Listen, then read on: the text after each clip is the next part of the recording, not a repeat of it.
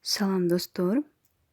Инстаграмдан өзүбүздүн ссылкабызды алыш үчүн биз ылдыйда турган тегерек адамды сүрөтү турган оң тараптагы тегерекчени басабыз.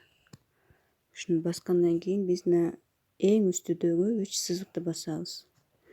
Андан соң настройканы басып, мына жерден приглашайте друзей и подписывайтесь деп турат. Ушуну басып туруп, пригласить друзей с помощью деген эң астына бассак, копировать деген жер бар. Болду, ушуну копировать этип,